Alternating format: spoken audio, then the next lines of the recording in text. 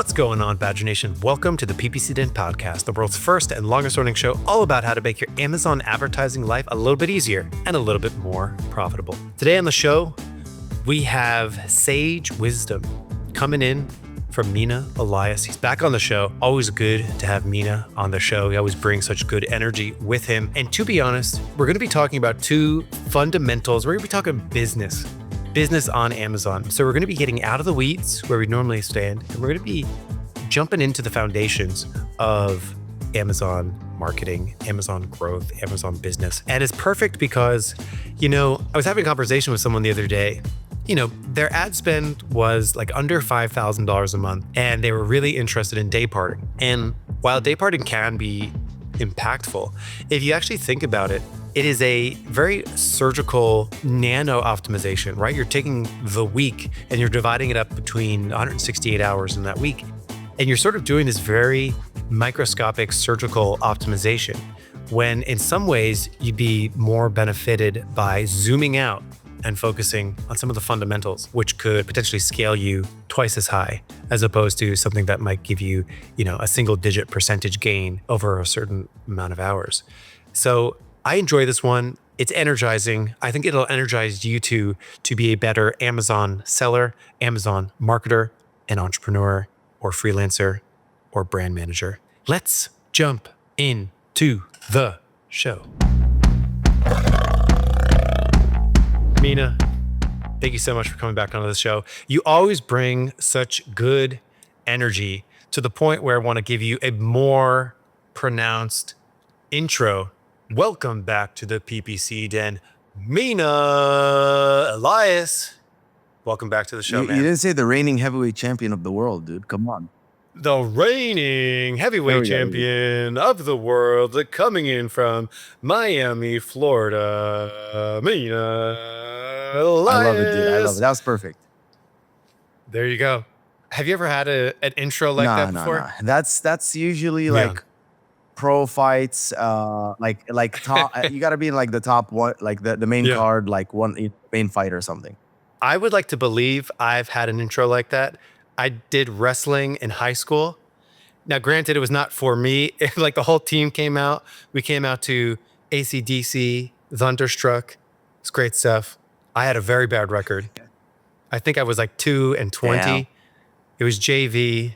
I only did it for 1 year, but it was a lot of fun. Wrestling's awesome, man. And I think the mental aspect of it is super rewarding too. One of my favorite questions to ask people, and it is always, what is one non-work thing or one non-business thing that makes you better at business? Almost every answer that I've ever received from people has been go get fit, because it just builds a level of mental toughness that transcends into everything. How you do one thing is how you do all things. And I think that's, I couldn't agree more. You have a better machine too. Like your body's a machine. Like, if you're like not overweight, but whatever, let's say you're a little bit unhealthy, you're a little bit overweight, and you're running on, not the healthiest food. It's like, okay, now you have a kind of a heavier, clunkier, rustier machine with like worse fuel versus like a Lamborghini with like the cleanest, fuel and nitrous. Yeah, bro. I always tell my kid, you could do hard things. You could do it. You could do hard things. Got to work that mental discipline, mental fortitude. Speaking of mental fortitude, you need a lot of it to survive on Amazon. It is not for the faint of heart. And you got to know how to compete. You got to know how to push it. And I'm curious, people might need more mental fortitude every year than previous. So we're sitting here midway through 2025. What kinds of conversations are you having, whether it be internally with your team or internally with a client? What kinds of conversations are we having? What's on people's minds? How are we trying to sharpen the saw this year? Yeah, very good question. So the biggest problem with Amazon that I'm seeing, that I'm noticing, is Amazon is a young industry, and it was a gold mine. Only, 7 years, 6, 7. It was easy pickings, it was man. Like when I started 7 years ago, I had like a golden bag, shitty ass golden bag with a sticker on it with electrolytes, and that shit sold well, right? Now, granted, I had a better formula and I had a better price, and I was getting a decent amount of reviews, but impossible. Impossible. Because that's like selling. You remember the Lada car, LADA? You know like what I'm talking about, like where they had the exact same car for like 25 years, and it's like a box car. But if you brought a box car that was popping in 1992, or not even popping, acceptable in 1992, and try to sell it today, it wouldn't sell. Does that mean that the car industry got so much harder? No, it's not. It's just the natural evolution of business where competition like as more people like get into the industry, it breeds competition. Competition breeds like more excellence and a higher standard. And so that's what's happening on Amazon. So that's like kind of one thing that I'm always having conversation with people about is like, if you are going to build a brand on Amazon, instead of like, a lot of people are attached to the past. I'm like, I want you to forget anything that ever happened and ask yourself this: am I building the best brand in the world right now? That should be your bar. If it's the best brand in the world and you're doing everything to build the best brand in the world, and if you just tell, like, if you kind of set that bar and every day tell yourself like, what do I need to do to build the best brand in the world? You start to, and I'll talk technically because I know like sometimes this woo stuff doesn't resonate, at least with me on podcasts it doesn't resonate. But what do I need to do to build the best brand in the world? So first of all, you take a step back from I need to make money or whatever. You start thinking about, okay, what makes a brand the best brand in the world? Number one, first and foremost, the most superior product market fit, which means you look at your product and you look at everything on the market. So you have your competitors, you have you, and you have the ideal clients, ideal shoppers that you're selling to. And you create this feedback loop. So you take your current product or new one if you're going to build one, you take your competitors, you go to the ICP and you say, what makes you buy these? What deters you from buying these, or what do you have complaints about? What problem are you solving? You know, like if I'm buying, let's say, an electrolyte powder, I'm solving a hydration problem. I want to feel hydrated. Why?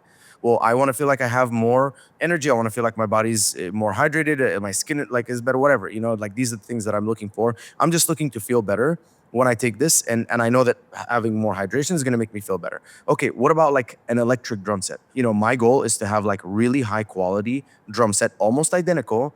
Probably if something that looks good, probably something that's easy, light, easy to maneuver, maybe can be packed away in a nice way and opened, like that doesn't take a lot of space in the house. Also, maybe when I hit it, it doesn't make a lot of noise. So like if I have a spouse or if I have kids or whatever, like they're not bothered by the noise. If I'm looking for an like electric diffuser, I'm looking for something that looks sleek, long battery life, doesn't leak. Maybe has like lights, can program with my phone, can do multiple aromas. It's healthy, not whatever. Just a bunch of stuff. So once you understand what these people are looking for, what they like, what they don't like, what's the problem they're looking to solve, then you can work on creating the most superior product. Now, if you're listening to this and you have a product and you're not working on the next version of that product that makes it immediately the most superior product on the market, that's the first thing you have to do, right? So, because when you're like trying to build the best brand in the world, that's the first thing. I was joking with my friend the other day. I'm like, we're working so hard, and but like you have a company like Amazon,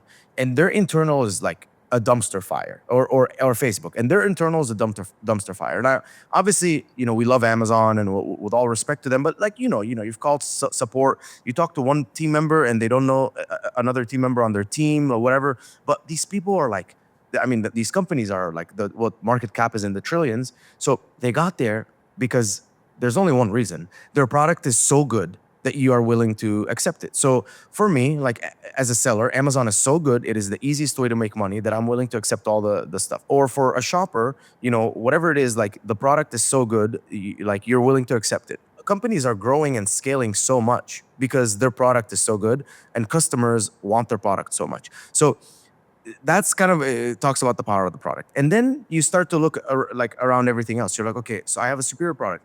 What else is the best brand in the world? Even if it's just an Amazon brand, what does the best brand in the world look like? Well, when it comes to like seeing the product in the search results, it stands out the most and it talks to the customer the best. When it comes to the price, it has like the best price, or like a price that makes the most sense from a value perspective. So it could be more expensive than the average, but it's like it's worth it. Or it could be less expensive than the average if it that's kind of the play. It has a lot of reviews. You go into the listing. It clearly communicates to people, like, first of all, visually it's beautiful, and it clearly in the visuals communicates to people two things. Number one, that professional like feel of like, you look at a brand, right? Like think of the biggest brand that right? Like Nike, Adidas, all these ones. And you look at it and you're like, wow, like the graphic designers who made these images are phenomenal, right? Everything's cohesive. You don't really like fully analyze it, but you just know like, wow, this is high level. And then you kind of look at Amazon sellers and you're like, this kind of looks like a Photoshop. Like this looks like it's Chinese. You know what I mean? So that's the difference. Like having that level, communicating the images. So that is where the conversation is really changing, is like, okay, we need to start operating like you're trying to build the best brand. And there's a lot of the successful brands out there that have been operating like that since day one. Like Bloom Nutrition or Alani Nu or like, First Form or any one of those like big new supplement brands or any brand, right? Like Tatcha, the skincare. Like those people are operating at the highest level, and they're not because they have anything special. They just made it their mission to be the best brand. While a lot of Amazon sellers just made it their mission to make money. And that's the difference. I love the exercise of sitting down with someone, searching for a keyword, and then asking a very simple question. Do you have the best product page on the internet for this search? And then like sort of compiling all the reasons why they do or do not. And I think that's a really interesting thing to do, and like compare hero images, compare product titles, compare descriptions, compare A+ content, compare review ratings, compare all this stuff. And then you can very clearly see that one of them is indeed the best one. And I think that is such a simple question that uncovers so dang much, because it just allows you to be like, oh, I don't have the best product page for this search. And like, it's okay, because now you know. And I think that is such a fundamental thing to ask before you're doing anything else.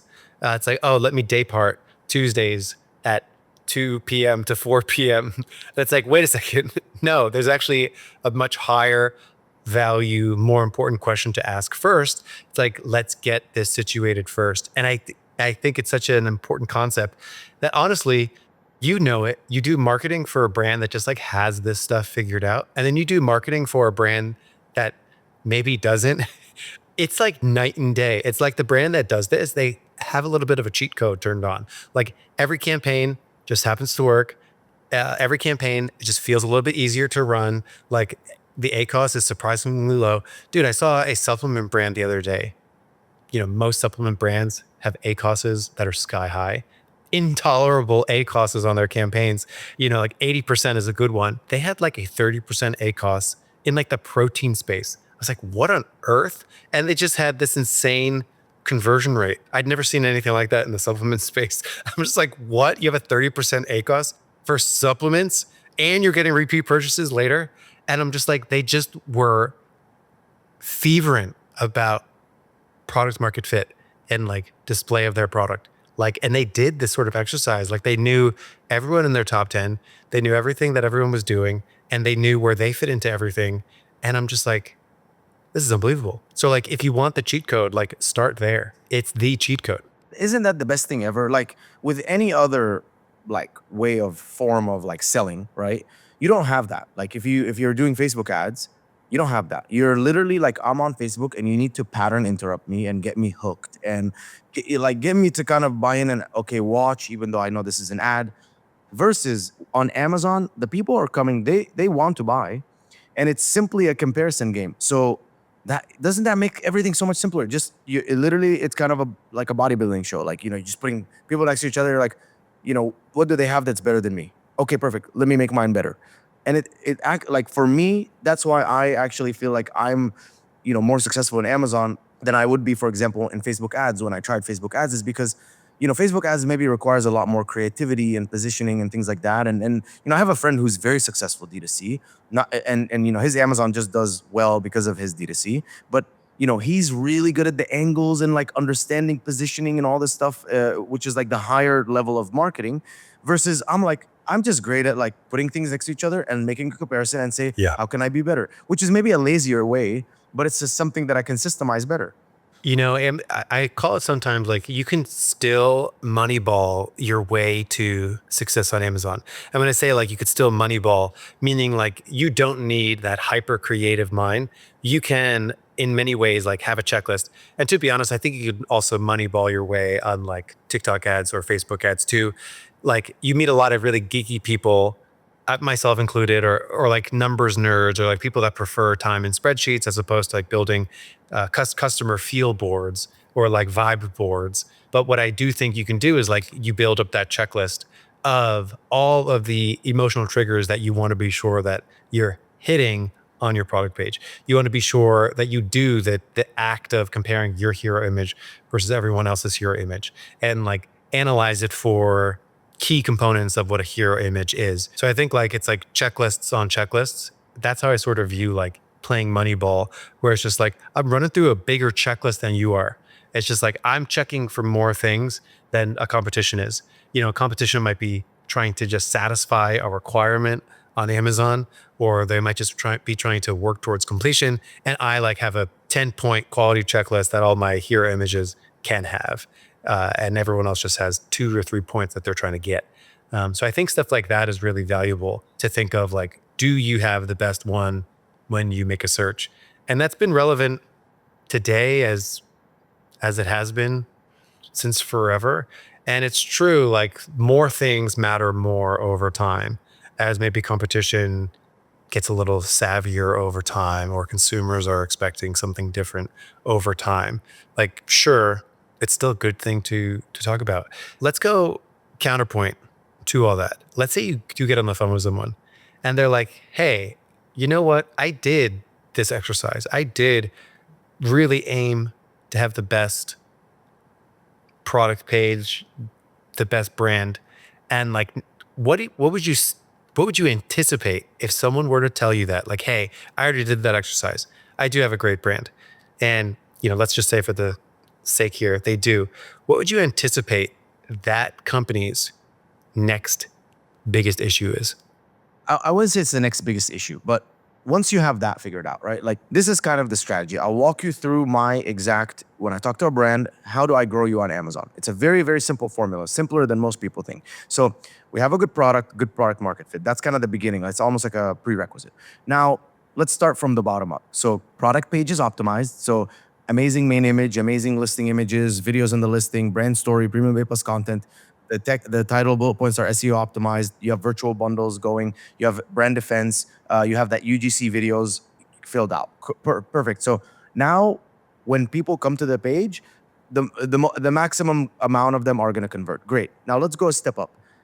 Click-through rate. So when people see you, they click on you. And that's, main image, price, reviews, and star ratings, discounts, and coupons. And then if you do any like deals. So now, okay, how does Amazon operate?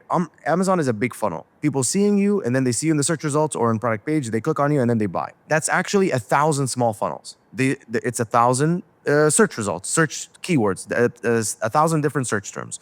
So let's identify all those 1,000 search terms through Jungle Scout, Data Dive, whatever, Helium 10, reverse ASIN lookup. Let's get all those, search terms. Let's get Shout out Search Query. Yeah, Search Query Performance Report has it too. Just compile all of it, right? You just want to make one big massive list and product pages, so ASINs too. Now, once you have that list, basically, right now, based on your position, you have a certain amount of visibility in that. The only thing that your PPC can do is I can show up higher or lower. So you launch the campaigns, and the campaigns, there's a little bit of tweaking, right? Because like there's a little bit of like that technical black box that we don't know. So like I'm going to launch a campaign, $100 budget, one keyword in that campaign, exact, or $100 budget, 2 keyword in that campaign, or $200 budget, 2 keyword in that campaign, exact. How are the keywords going to show up, and where am I going to show up in the search results and all that kind of stuff? We don't really know. So that's where the tweaking comes in. But the general principle is, now that we have all these search terms, I have a certain amount of money that I can spend. So let's assume I'm starting with 0. The most I can spend a day is like $500. So that $500 initially is like, okay, I probably, if the cost per click is $1 and I need $15 to get that like kind of statistical significance of like, I spent $15 and either made a sale or didn't make a sale, and I can make a decision. So, $15, $500, you're probably looking at like 30 keywords that we can start with. So let's start with 30 keywords that we can spend on per day. So you spend the money on the 30 keywords, or let's say 60 keywords over 2 days. Spend the money on 60 keywords over 2 days, and now you're making decisions. In that position, and when I launched those campaigns, people started seeing me. A certain percent clicked and a certain percentage bought, and those two percentages are different for every single keyword based on also your position. Because sometimes, when I'm next to the giants, my click-through rate is bad. When I'm next to the babies, my click-through rate is good. Anyways, so now I'm just showing up in different positions and trying to convert. I spent the money, got the data. Out of that $500, maybe 100 of it converted profitably, and I keep that stuff running. And now I have $400 more. So now I'm taking a bet on another, let's say 20, 30 keywords. So now I'm going and picking. Again, a lot of it is guessing initially because you don't have data. But once you have data, you're like, okay, now instead of fully guessing, like saying, oh, let's just put the main keywords and some of the long tail keywords, you're like, let's put the search terms that converted in the search term report because we have some data that it converted. Ideally, like the maximum growth on Amazon is you have position number 1 and converting the most possible, best click-through rate, best conversion rate that you can get. Position number 1 on every single search term, position number 1 on every single ASIN, and then you have like, you're capturing customer data. So every single person who gets your product, maybe you have Amazon ships and product packaging. It's coming in a very nice branded outer package. They're seeing a QR code that's irresistible. They're scanning it. They're coming into your system. Let's say you have your product needs an application. Like the product is like half as effective without the application. So they're all scanning the application. Now you have them in a community, and you can either like get them on a subscription if you can, or push them to a new launch or get them for a different product, something like that. So, right. So that's kind of the key to maximum growth on Amazon. Now, besides that, there's some of the logistical stuff. So making sure that, your inventory is getting into Amazon in a good way. And like, if you're shipping from China, maybe just buying a little bit extra, warehousing it in a 3PL in America if you can't have it in, too much in Amazon, dripping it there, having a good quality control system so 0 products get into Amazon with any damages. And beyond that, it's literally, okay, cool. Now, logistically, you're solid. And you've maximized kind of the bottom of the funnel. So capturing as many people as possible, getting them to purchase again or getting on subscription as possible, converting the most amount of people, getting the most amount of people who see you and the results to click on you. And then at the top is just getting the most amount of people to see you. And the most amount of people to see you is ultimately like, how high can you be in the search results and convert, because maybe position 4, it's like, dude, you're getting hammered. You're converting, well, like your ACOS is, it's too high because it's the cost per clicks are too high or it's too competitive. Maybe you move down to position 13 and you're like, money.